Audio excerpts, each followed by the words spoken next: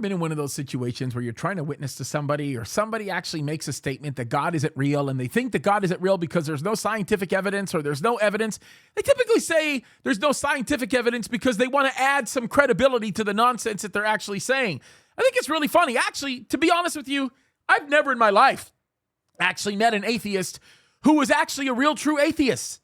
They all tell me that they don't believe in God because there's no evidence that God exists, yet a lot of their energy and effort is spent exhibiting their anger that they have towards God. Like, if God were so just, then why would he do this? And what kind of a cruel God would do this or that? The reality of it is they know that God exists. They just don't want to acknowledge the fact that there is real evidence because they hate the God that they continue to claim they don't know or does not actually exist. So this is the problem, right? The problem is people are always looking for signs. They're always looking for something that they can point to and say, well, I want to be able to hang my hat on this very fact that I would be able to know that God is real, then I'll actually accept him.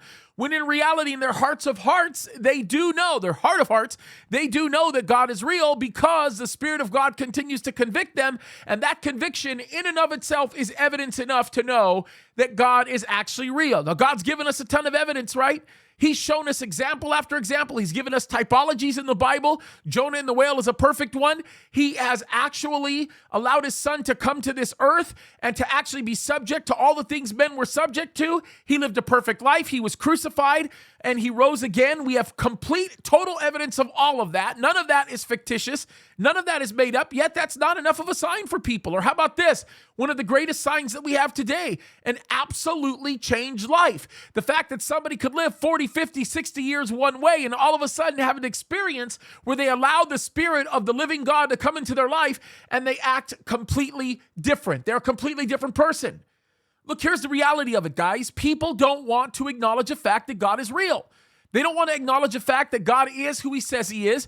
They want to continue to believe the lies that are exhibited by Satan himself because that is the way he wages this spiritual warfare. And yes, indeed, it is a spiritual warfare. He does absolutely everything that he can to get you to be blind, to not see what is actually there, or maybe to see what is there and yet still use that as a tool or a mechanism for you to not believe. The bottom line is, all of the evidence is under our noses. Everything has and always will be there, but the problem is we have an enemy, one that knows he's going to hell very soon and wants us all to go with him, and he wants to do whatever he can to keep us blind. And we have a flesh that so desires pleasure and so desires the kind of temporary fulfillment that can never really be true fulfillment, but it wants it so bad that it is willing to ignore the wise constraints that keep us from destroying ourselves. So the reality of it is, we continue to walk in sinful patterns and we ignore the truth, which is God is real. He is the true and living God. And all the things you could ever hope for or want for is founded only in him. There's only one way. There's only one truth. There's only one life. And today we're going to talk about that. We're going to, in our morning services, we're going to have a conversation. If you are watching this on a different day than Sunday, I will link up the Bible study where we're talking about this in the book of Matthew. It's a very, very important passage. I want you guys to take a listen because we don't need any more evidence of the fact that God is real. We know it, and we know what to do with it. That the real issue is, are we willing to act upon it? It's a simple question. Are you willing to acknowledge the truth? There it is. All right, you guys, God bless you.